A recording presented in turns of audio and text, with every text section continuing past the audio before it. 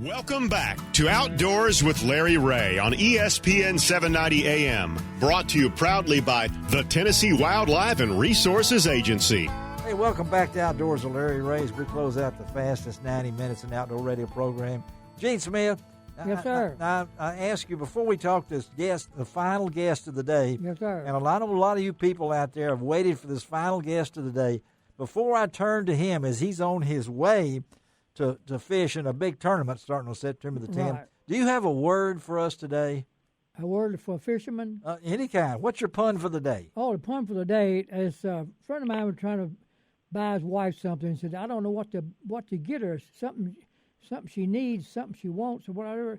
So he figured out what he did. He went and got her a job. Okay, Jacob, that's a hard act to follow, I know, but we allow this man out of his cage every once in a while. He is our pun master here, Where's Gene my Smith. banana? Yeah, there you go. But Jacob Wheeler, we start the show with Ott Defoe, and we end the show with Jacob Wheeler. And as I told Jacob off the air, that Ott said he's more afraid of you than anybody when it comes to the next tournament, which you guys are heading to Detroit and fish up there on Lake St. Clair. So I don't know what he meant by that, but hey, buddy, you're on your way right now. Let's talk about this. Let's talk about what a year it's been for you already in 2021. Just recently, folks, it wasn't long ago that this young man, and I still call him a young man, had put it all together. He came away with a victory, pretty cool win that he had, and so this is something to talk about. So you're coming off a very good event, Jacob Wheeler. What does that mean to your confidence when you go to that next step? Yeah, for me, I mean, it really is a huge confidence booster. Anytime you can have a solid finish, let alone win against that crew of anglers, I mean, you know, I'm fishing against the best guys out there. That's for sure. Jordan Yes. Lee, Kevin Van Dam, Skeeter, name a few. And obviously, it's an honor to compete against those guys every single day, and or every single event. But sometimes you're going to get them, and sometimes they're going to get you. But it's definitely a confidence booster when you have a good event and a good finish, or and you win an event, because like everything has to go right. From the start of my career, I've had some really good finishes. I've had some a lot of top tens, and it's been beyond blessed to be able to do that. Yes. But I think the thing is you look at that and you're like, man, you've got to take advantage of every opportunity you can. And so that last couple of events, really this year's been really awesome. It has. And again, we're talking to Jacob Wheeler out of Harrison, transplanted Indiana, out of Harrison, Tennessee, and talking about getting ready to. He's heading up to Detroit and getting ready for another tournament, but coming off a big win at Lake Champlain. And it seems like yesterday, I don't know about you, but you were the youngest angler to win the BFL All-American. You're in the FLW Outdoors Forest Cup Wood in your first year on tour. Man, you won over $2 million. Talk about this career, Jacob, because you made sure that you had everything in line before you tackled this, but at the same time, is another man I talked to the other day, a good friend of mine named Jimmy Washman. Remember that name, Jimmy Washam. Mm-hmm. He just won a tournament, won $200,000. He's a deputy sheriff when he's not fishing. So talk about the career that you've had and this, the way you've been able to continue this. And I know a lot of this goes back to your training, the way you got started. Now you got a family. You got Olivia Wheeler in there. You've even got an Instagram account for Bradley the dog. I mean, I'm blown away. So it's a constant. Man, I tell you what, I'm beyond blessed to be able to do what I do for a living, first and foremost. And if I told you that I had a game plan and I thought I was going to be in this position and win all these tournaments and be successful in tournament bass fishing, that would be a absolute falsehood. Yes. I'm still, in shock of how things have been and how many events I've done well in, and it's been progression too. As you win, you learn. Yes, you do. And you learn a lot more as you lose, and you learn better. you make better decisions. You learn from your mistakes a lot more than you learn from necessarily your wins. Yes. And so Yeah. it's a progression. And something I told a buddy of mine the other day is, man, you're 21 years old when you won $500,000 and Yeah. the cup, and he's like, that was crazy. I'm like, yeah. And I said, truthfully, I said it. I didn't know what I was doing, not fishing wise, but business wise, Yes. understanding. I had a lot to learn, and I made mistakes and had to figure it out, and didn't know exactly and have the guidance.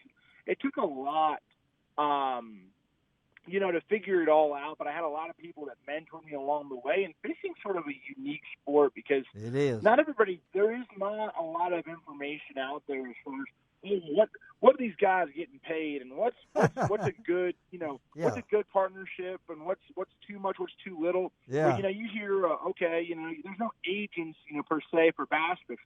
No. So there is not that information out there. So it's hard to really understand the sport. So sometimes there's so many different facets to it. Obviously, with entry fees and with with all these events and all the expenses that we have. We couldn't do without our partners as well, but that's something that, there's not that much information out there. So figuring all that out, and then obviously along with that, staying hungry and not getting complacent and continuing to work hard has been a big deal. And when I look at this, it's been 10 years, just about. I mean, you've done this in 10 years, and you're heading now to Lake St. Clair. And as Ott was telling, the Angler of the Year race, is that on your mind? Does you think about that? Or are you more concerned, let's just do my job? What goes through your head when you're coming to an event that's so important to this year?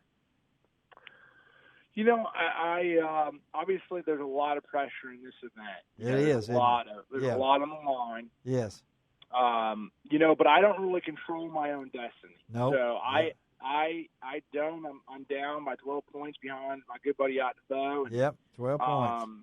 And so I for me it's really simple. I just have to win. You got to win. Because the more points I get, that's the right. better chance that I have a chance for to Ott to have a solid finish and still potentially have a chance to win Angler of the Year.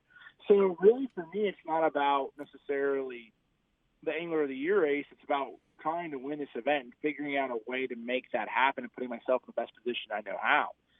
Where I of course you think about it, but now it's really just that mindset. Yeah. And it's interesting because there is times I remember growing up, along my career, along when I grew up throughout my career, I sat there and a lot of times I would fish a tournament and I would get to where I was like, hey man, hey man, I got a check. Heck yeah, that's man, right. I got a check, man. Yeah. And I would be happy with it. Yes. And as you grow and as you sort of get a taste of victory and a taste of these top 10, you start to put your bar higher and higher and higher, and all of a sudden it's not about the check, it's about top 10, and all of a sudden, or top 20. Yes. And then all of a sudden I want to make top 10, but then all of a sudden you want to win.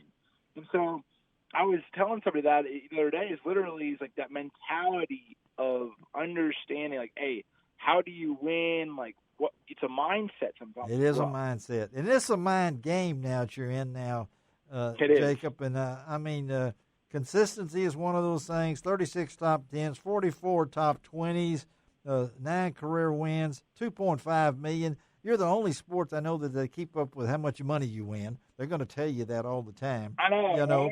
Right? like you've got all that. I mean, you do have to share this with some people. Now, I'm assuming Alicia gets part of this, so we're going to that's why I got to stay out there, keep catching them. And then you got your foundation. Before we let you, I know the foundation is important to you too, isn't it? Absolutely, Larry. That's one of the biggest things.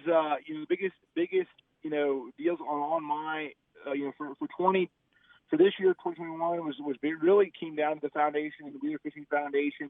We came out with we're a 501(c)(3). came out with the foundation because ultimately for me, you get to a certain point. Yes. You start to mature as a human being and having a family, and you get to have success and you start to achieve your dreams, and all of these things happen so quickly and have happened very quickly for me. And trust me, I appreciate it more than anybody knows. But then you also realize the more you win, the trophies are all great, the monies are all great, but it comes down to the fact of like who have you helped along the way. That's right. Yes. And I know how many people made an impact in my life. Yeah.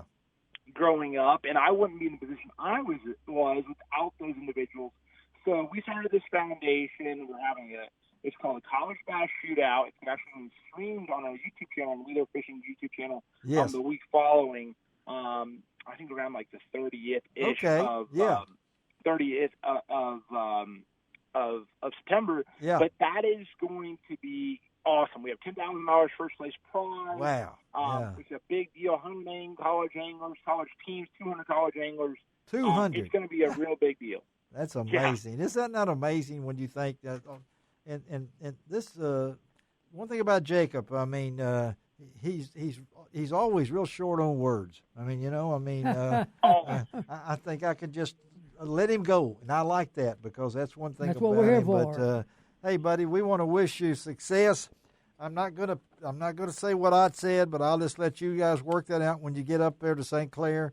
But thank you for taking time on your way to the tournament, and keep going, buddy. And I'm going to get on Instagram with Bradley. I've never been on Instagram with a dog before, so I've got. That's my name. That's my OG pup, man. He's an awesome dog. I appreciate you guys having me on. I always enjoy to get on here and talk to you guys. Always a great Jacob. You let me know if I can ever help you out anyway, man. We got you, buddy. Be safe, okay? All right. We'll all right, talk y'all to you. boys have a great day. All right. Jacob Wheeler. Let me. Just let him go. Is Dave Gabbert still there? Is he gone? I think Dave is gone, but you're here, Gene. Yes, sir. Give me another one. Okay, this little girl was laying in the bed. Her grandfather's reading her a bedtime story. Yes. Every time he'd take a pause, she'd reach up and rub his chin. Yes. Then she'd rub her chin. Yes. And she'd do it 2 or 3 times, and she finally asked Granddad, said, did God make you? He said, well, yeah, God made everybody. She said, well, did God make me? She said, yeah, he makes all these little girls. He said, well, he's getting better at it. Dave Gabbert, you still with us? Okay. I've been in and out. I don't know. It's that porch. Before we close it out, these two guys, let me tell you about next week. We're going to have the executive director of Pope and Young on with us next year. Jason Ronzaville is coming on. How about Derry Denman of Mojo Outdoors, Bob Ransom of Primal Brands, and Bree Rosser, the marketing and events director for Blue Lake Resorts, going to talk about the Butterfly Festival coming up that I'm going to try to get to if I can. Of course, Ron Wong and John Gordon will be our co-host. And, it's been a fast and furious show. I appreciate Gene coming in. Dave, hang on because can you give us one more before we close out here? Well, let's see. How about that story about the dog? Oh, the one, the talking dog? Yeah. Oh, yeah, this lady walked in a bar and said she had a talking dog. And the guy said, you don't have a talking dog. He said, yeah. He said, okay, I bet you $100. Okay. So she said, what's on top of the house? She said, roof. Oh, yeah. And the guy said, oh, that's bogus. I bet. And he said, no, let me get it again.